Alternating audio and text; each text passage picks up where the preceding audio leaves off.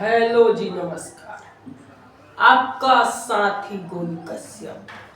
आपको बता दूं कि कल से यानी 17 फरवरी से बिहार बोर्ड का, ठीक है, क्लास 10th का एग्जाम स्टार्ट हो गया। लेकिन क्लास 10th वालों बच्चों के लिए बहुत सारी डाउटें भरी रहती है, ठीक है।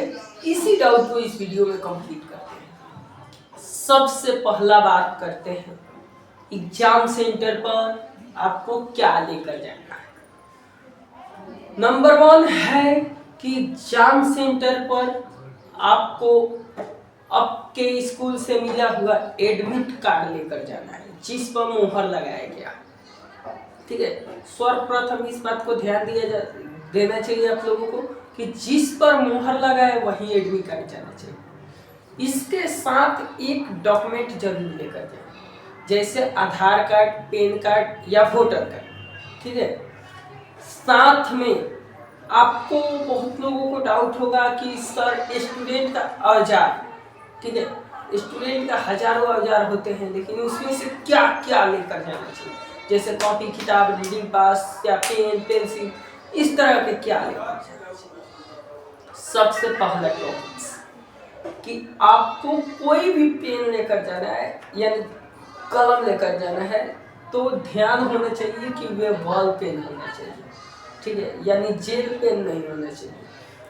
कम से कम आपके पास 4 पेन लेकर जाना चाहिए जो 2 रंगों में विभाजित हो, यानी ब्लैक और ब्लू ले सकते हैं। रेड और ग्रीन कभी लेकर नहीं जाना चाहिए। ब्लैक ब्लू जरूरी होता है आपके एग्जाम के लिए, ठीक है।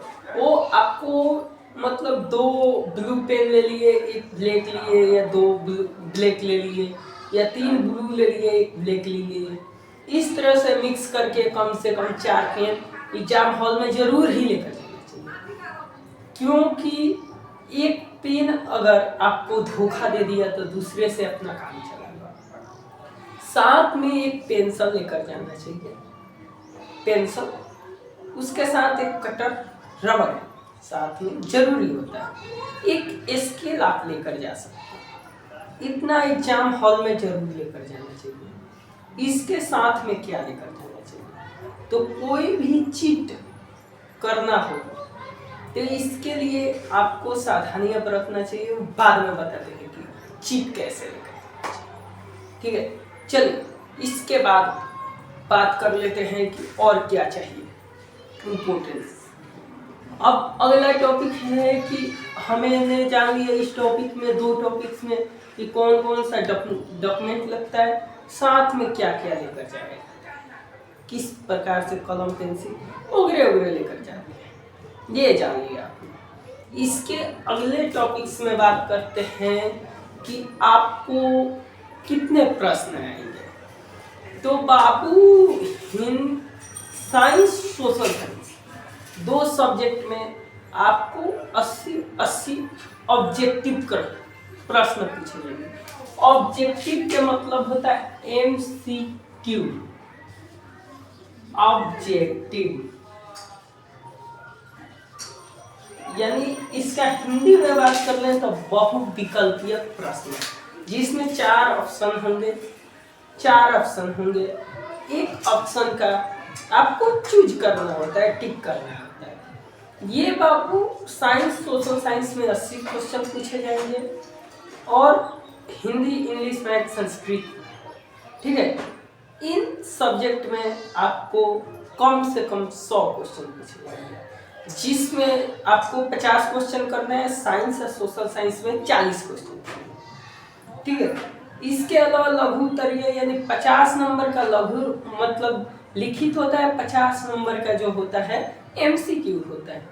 यानी क्या MCQ का बात कर लेते हैं, ऑब्जेक्टिव, ठीक है। तो इसके ऑब्जेक्टिव के लिए आपको 1 पेज का, मान लीजिए 1 पेज का, ठीक है, आपको ये OMR शीट दिया जाता है, जिसमें अपना रोल नंबर, ठीक है, date of birth, exam date आदि भर कर OMR को रखना पड़ता है, ठीक है। ध्यान रहे कि OMR ब्लू और ब्लैक पेन से ही रंगे, ब्लू या ब्लैक पेन से रंग दे। नेक्स्ट आपको मिलेगा, एक ही साथ मिलता है, थोड़ा सा इधर उधर करके, ठीक है। ध्यान रहे उस पर आपका फोटो रहता है, नाम रहता है, ठीक है, पिता वोता का नाम रहता है, इन सबको मिलाकर, ठीक है, अगर सही हो तब भी वो OMR और आंसर पेपर में, नहीं तो आप जो भी एग्जामिनर है उससे बदल सकते हैं, बोल सकते हैं ये मेरा नहीं है, बदल कर दो, वो बदल के देगा, सही होगा। इस बात को ध्यान देना। नहीं तो ऐसा भी हो जाता है बाबू कि एग्जाम हम देने गए हैं या किसी और का पेपर मिल गया, उस पर लिख दिए, उसका नंबर बन गया, आप पर absent ही लग गया, तो ऐसे नहीं करना है। नेक्स्ट क्या करना है बाबू, ठीक है, अगर आपको वास्तविक 400 प्लस लाना है, टॉपर बनना है, तो ये ट्रिक्स अपनाना। ये कभी भी 2 कलर के लिखित के लिए कभी भी 2 कलर का पेन यूज करना। क्वेश्चन जैसे लघु का आ गया, कोशिका क्या है, ठीक है, कोशिका क्या है, S4 क्वेश्चन आ गया, तो आपको कोशिका क्या है पूरा नहीं लिखना है, यहाँ लिख दीजिएगा लघु, S4 ऐसे लघु लिख दिए, उसके नीचे लिखेंगे क्वेश्चन नंबर 1, ऐसे लिख दीजिएगा कोशिका, ठीक है, नीचे डैश दे दीजिएगा, नीचे वाले लाइन से ब्लू पेन से उसका आंसर देने का प्रयास कीजिएगा, जिससे एग्जामिनर जानेगा कि हाँ लड़का पढ़ने वाला है, पढ़ा लिखा है, समझे।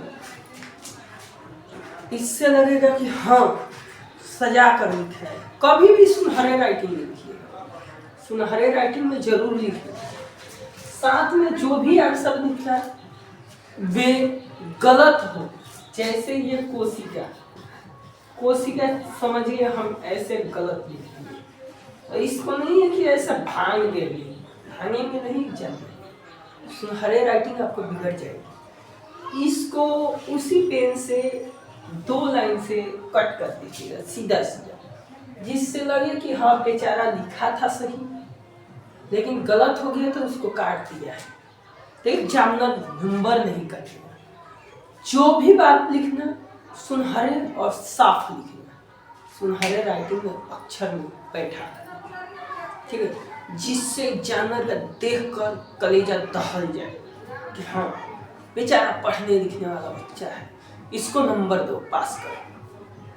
अगर ऑब्जेक्टिव आप 50 में से 45 कर लेते हैं, ठीक है, 50 में से 45 ऑब्जेक्टिव ही आपको सही होता है, 45 ओनली फॉर 45। सब्जेक्टिव में से आप 40 नंबर नहीं ला सकते हैं क्या? 85 प्लस कोई रोक सकता है क्या? 85 का मतलब जानते हैं कितना हुआ? आपके पास 5 सब्जेक्ट होता है, Hindi, science, Sanskrit, social science, ठीक है, और गणित। 5 सब्जेक्ट में से अगर 80 ही आया यानी 80 ही आया, 400 प्लस तो चला गया। अब तुक्का भी लगाना तो कैसे लगाना?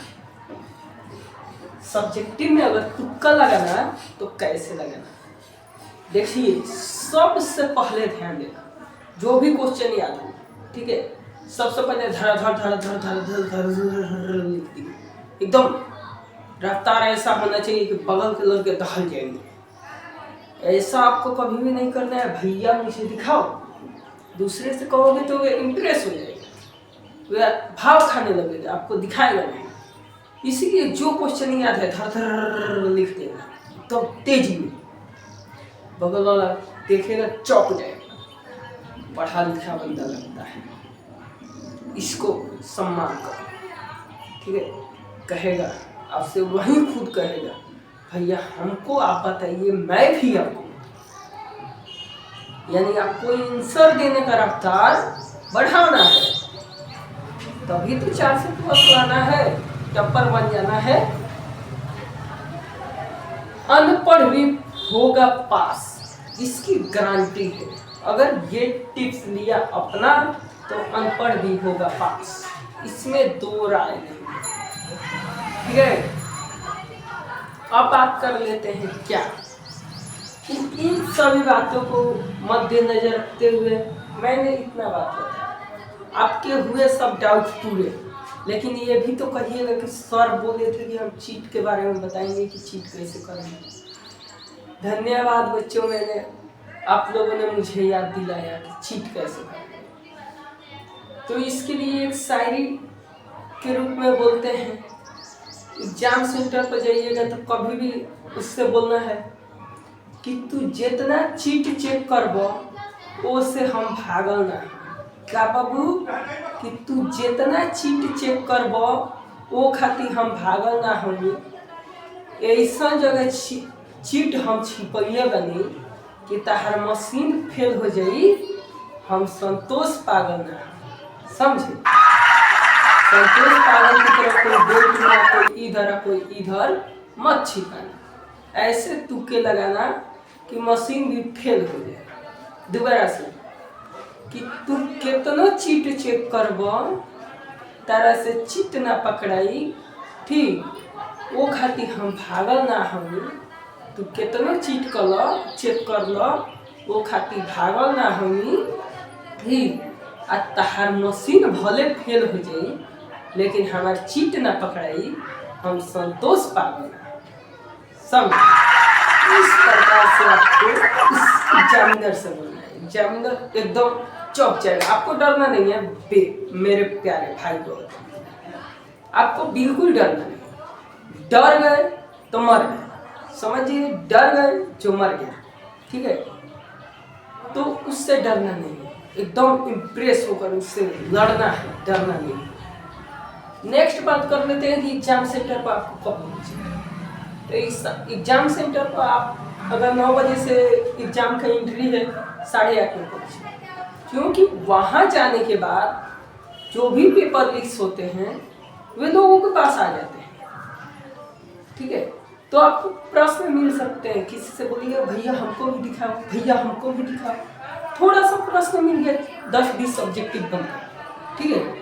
तो तुक्का लगाना थोड़ा सा घर से पहले निकलते, एग्जाम से आधे घंटे, एंट्री से आधे घंटे पहले जाए। ध्यान रखना कि daily by daily roll number बदल दिया जाता है, यानी सीट चेंज कर दिया जाता है, ठीक है?